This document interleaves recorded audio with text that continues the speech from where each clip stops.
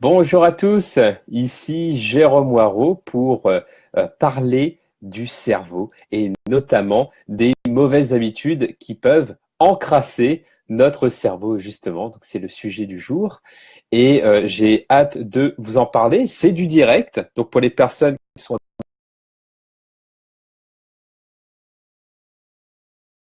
si vous regardez cette vidéo en différé, sachez que c'est du direct. Donc, si je regarde ce qui se passe sur mon écran, c'est pour regarder les questions qui me sont posées via le chat ou si je fais des pauses, c'est pour interagir avec le public.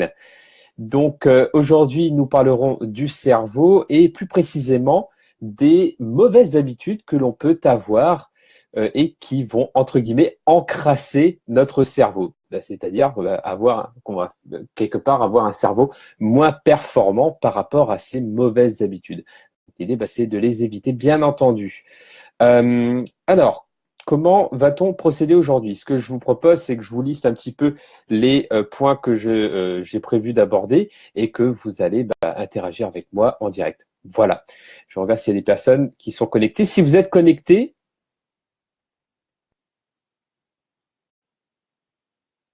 ah, il y a eu un petit souci. Voilà. Donc, si vous êtes connectés, n'hésitez pas à vous à vous prononcer dans le chat, à vous montrer.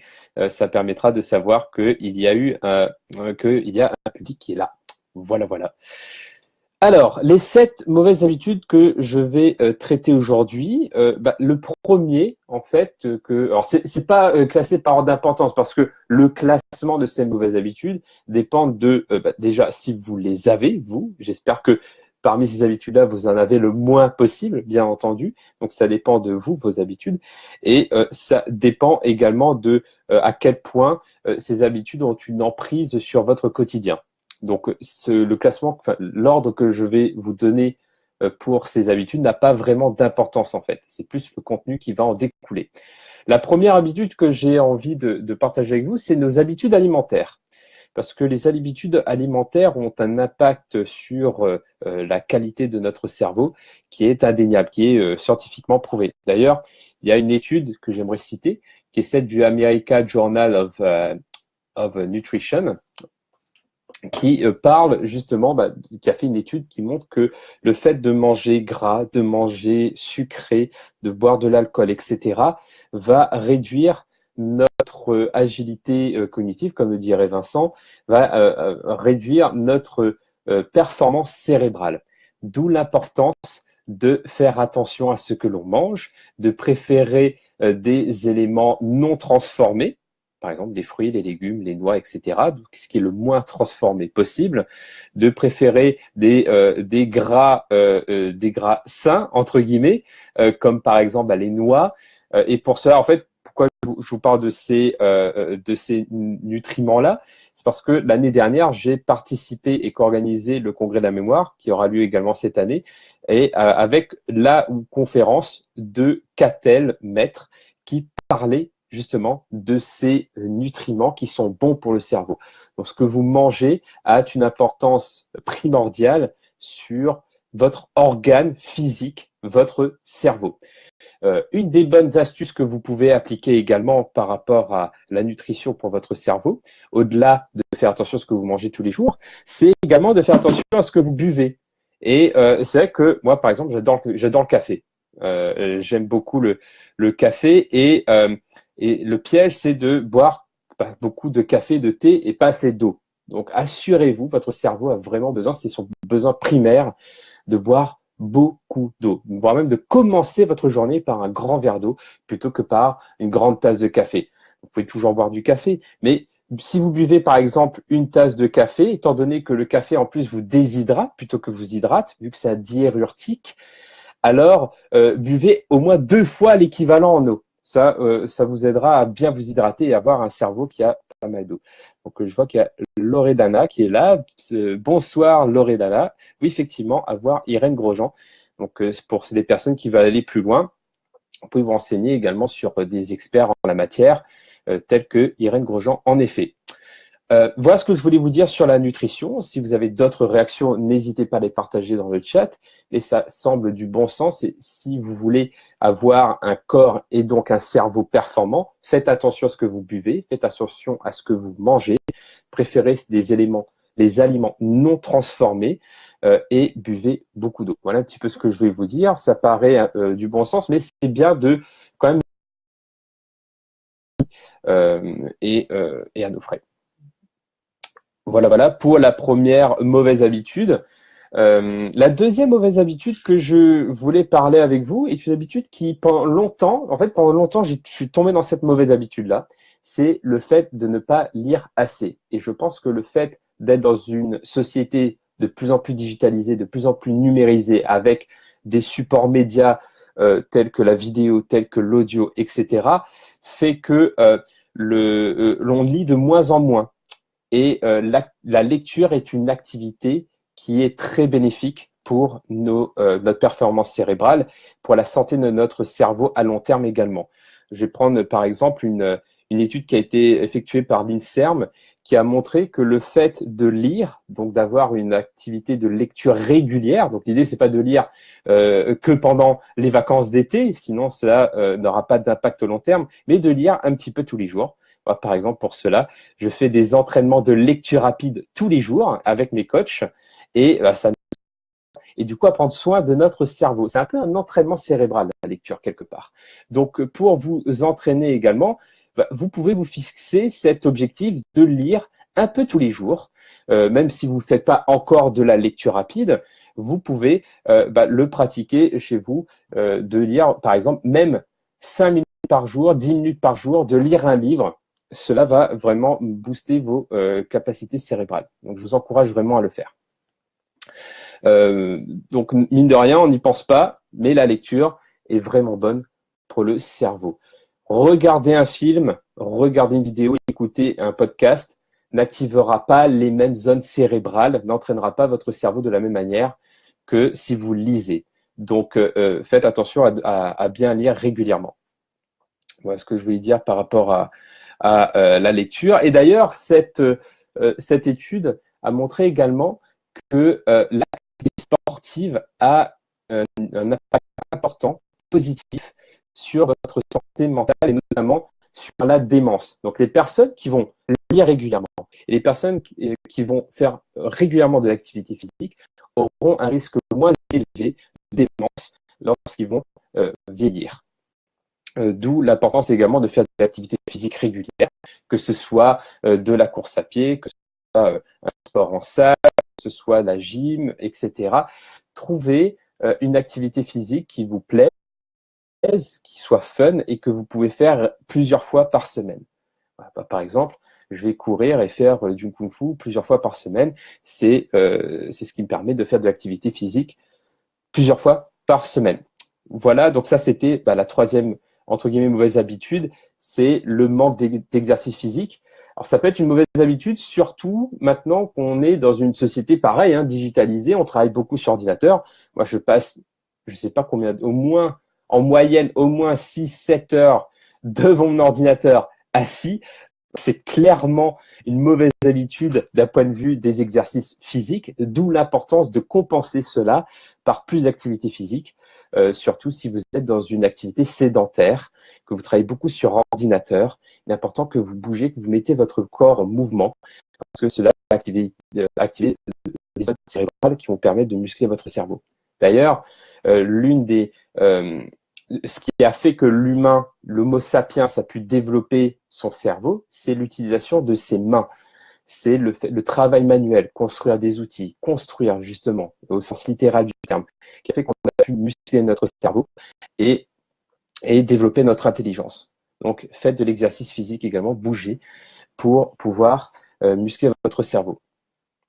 Ensuite, la mauvaise habitude, qui moi me concerne particulièrement aussi, que j'essaie d'y travailler le plus possible, c'est le manque de sommeil. D'ailleurs, il y a Arianna Huffington, qui a créé le Huffington Post, qui a écrit un livre là-dessus, qui a dit pour elle que la clé du succès, le secret du succès pour elle, c'est de bien dormir. Parce que lorsque vous dormez bien, vous dormez suffisamment bien, vous avez de meilleures performances cérébrales. Et du coup, lorsque vous êtes entrepreneur ou que vous travaillez dans une entreprise et que votre outil principal, c'est votre cerveau, alors vous êtes plus performant. Et même si vous avez une activité physique en tant qu'activité professionnelle, vous avez besoin de dormir pour être performant d'un point de vue manuel, d'un point de vue physique. Donc, le sommeil est important, au moins 7-8 heures selon les études, pour pouvoir être en bonne santé mentale et cognitive. Donc, dormez beaucoup, dormez bien. Voilà, j'espère que vous êtes toujours connectés, que la connexion est bonne. Je n'ai pas vu de message à ce propos, donc j'imagine que tout est OK. J'en profite en posant des questions pour boire un petit peu. Je parle beaucoup. Ouais, bonsoir Esther. Donc voilà, pour l'instant, j'ai parlé de ces 4 mauvaises habitudes qui, à titre personnel, me parlent et peut-être qu'à vous aussi. La première, c'est la nutrition et le fait de bien s'alimenter en eau, de boire beaucoup d'eau, c'est important pour son cerveau. Ensuite, le fait de lire régulièrement, tous les jours même, et encore mieux, si vous pratiquez les techniques de lecture rapide, les entraînements de lecture rapide, alors vous allez encore plus entraîner votre cerveau et l'entretenir. Donc ça, c'est la deuxième mauvaise habitude, c'est le manque de lecture, donc lire plus. Ensuite, le manque d'activité physique, étant donné qu'on est dans une société de plus en plus sédentaire, de plus en plus en train de toujours travailler sur l'ordinateur, il est important de compenser par plus d'activité physique régulière à faire plusieurs fois par semaine. Ensuite, le manque de sommeil. Vous voyez, comme on est tout le temps connecté, qu'il y a toujours des choses à faire, que maintenant il y a Netflix avec des séries qu'on n'a pas envie de rater, donc on regarde encore plus la télévision, on dort encore plus tard, et finalement on manque de sommeil. Et il est important de bien dormir pour avoir un bon cerveau, une bonne condition physique et être performant intellectuellement. Donc ça, c'était la quatrième mauvaise habitude que j'ai partagée avec vous. Et maintenant, la cinquième, quelque chose que j'ai découvert et que je trouve très intéressant, c'est le manque de sommeil. Enfin non, le manque de soleil, pardon. Le manque de soleil. Oui, le fait de ne pas assez être exposé au soleil fait que vous n'allez pas avoir suffisamment de vitamine D et donc de nutriments pour votre cerveau. Donc, je vous invite, enfin, c'est pas moi qui vous invite, hein, c'est le docteur Schreiber qui a effectué des études là-dessus et des diagnostics là-dessus, qui a noté qu'en fait, les personnes qui n'étaient pas suffisamment exposées au soleil avaient des performances cognitives plus faibles. Du coup, il est important que vous continuez à être au soleil avec, bien entendu, faire attention à ne pas avoir de coups de soleil pour bien entretenir votre peau et bien entendu, ne pas aller dans l'extrême de prendre des coups de soleil et de déclencher des cancers de la peau. Voilà, les personnes qui vivent qui ont grandi et qui ont vécu dans des endroits très ensoleillés, comme moi, par exemple, à l'île de la Réunion, on sait à quel point il est important pour notre santé de se protéger du soleil également. Donc, avec modération, mais c'est important de ne pas oublier le soleil. Pareil, hein, comme on travaille beaucoup sur ordinateur dans un bureau, on n'a pas tendance à être très souvent au soleil. Donc, prenez le temps de vous aérer, d'aller en extérieur, que ce soit l'été ou même l'hiver. Votre peau et votre corps et votre cerveau a besoin de soleil.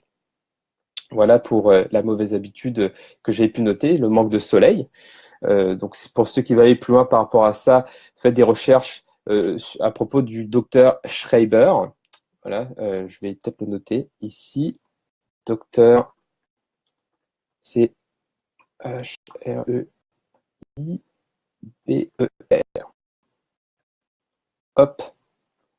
Alors, il y a Loredana qui écrit, effectivement, cela a été mon cas. Actuellement, je prends la vitamine D3 naturelle. Oui, si vous n'avez pas l'opportunité, entendu, de pouvoir profiter du soleil, il y a des compléments alimentaires qui fonctionnent très bien. Et comme il y a petits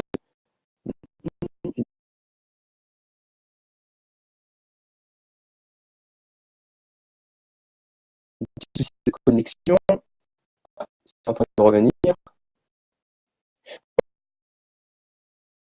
Comme le dit Loredana, pardon, vous pouvez prendre également des compléments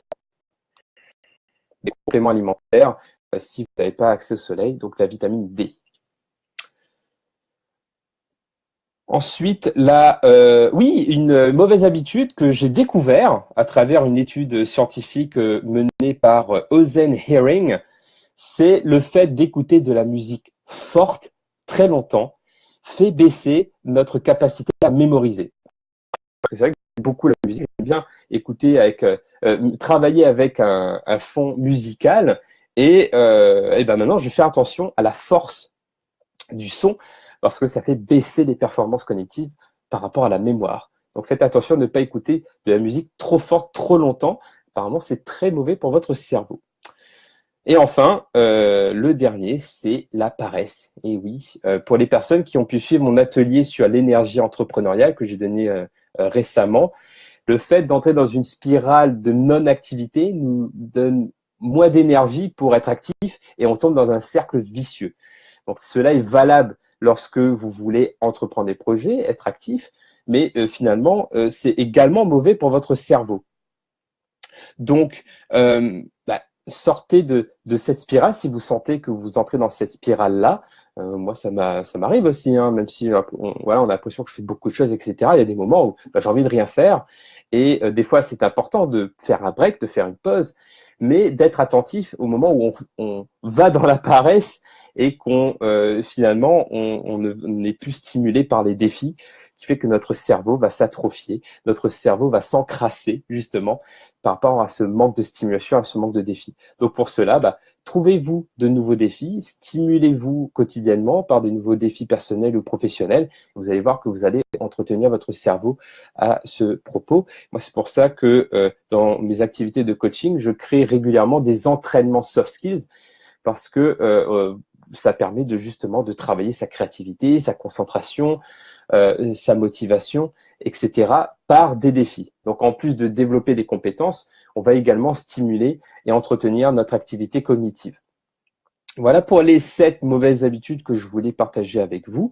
Pour un petit récapitulatif, il y a tout d'abord les mauvaises habitudes nutritives, les mauvaises habitudes alimentaires. Ensuite, le fait de ne pas assez lire ou ne pas lire assez régulièrement. Ensuite, le manque d'activité physique, le manque de sommeil, le manque de soleil et de vitamine D, la musique forte prolongée et enfin la paresse. Voilà ce que je voulais partager avec vous. Je vois qu'il y a des personnes qui viennent d'arriver. Je viens de terminer de partager les 7 mauvaises habitudes. Je dis les 7. En fait, il n'y en a pas que 7, bien entendu. Hein. C'était une liste non exhaustive de mauvaises habitudes que l'on pourrait développer de manière non intentionnelle dans son quotidien. Parmi ces mauvaises habitudes-là, il y en a plein que j'ai découvert à mes dépens et qu'il fallait justement y remédier par la création de nouvelles habitudes pour casser tout cela. Voilà, j'ai partagé ce que je voulais. Si vous avez d'autres questions, n'hésitez pas à me les poser. Et surtout, si vous voulez aller plus loin, parce que voilà, je me suis reposé sur des études scientifiques, je me suis reposé sur mon expérience de coach. Par contre, je ne suis pas scientifique, je ne suis pas un expert du cerveau, je ne suis pas neuroscientifique. Donc, si vous voulez vraiment avoir des retours très pointus là-dessus, que vous voulez pouvoir rencontrer des personnes dans ce milieu-là, je vous encourage à vous inscrire au Congrès de la mémoire 2017, qui est un événement que je co-organise avec Vincent Delourmel, Cyril Maître et Nicolas Lisiac, avec des pointures dans le domaine, avec notamment Pierre-Marie Edo, qui est le directeur de l'Institut Pasteur, Sébastien Martinez, qui a été champion de France de la mémoire, et vous aurez également d'autres intervenants comme Michel Wozniak, qui a été 3e au championnat du monde de lecture rapide. Bref, vraiment de belles personnes qui vont parler à la fois de neurosciences, qui vont parler de nutrition, qui vont parler de mémoire, qui vont parler d'agilité cognitive. Donc tout cela autour de cet événement du Congrès de la mémoire 2017. Pourquoi je vous en parle? Parce qu'il y a une promo qui a lieu actuellement, qui se terminera le 31 à minuit, donc très bientôt. Et c'est pour ça que je me suis dit, c'est peut-être une information qui vous intéressera. Je vous mets le lien si jamais cela vous intéresse ou si vous connaissez des personnes qui seraient intéressées par cela. Et si vous avez des questions, surtout n'hésitez pas à me les poser. Ce sera avec plaisir que de vous y répondre, soit par une autre vidéo, soit par chat interposé. C'était un grand plaisir d'avoir partagé ce moment avec vous. Je vous souhaite un très bon week-end et je vous dis à très bientôt pour une prochaine vidéo en direct. Merci beaucoup pour votre participation.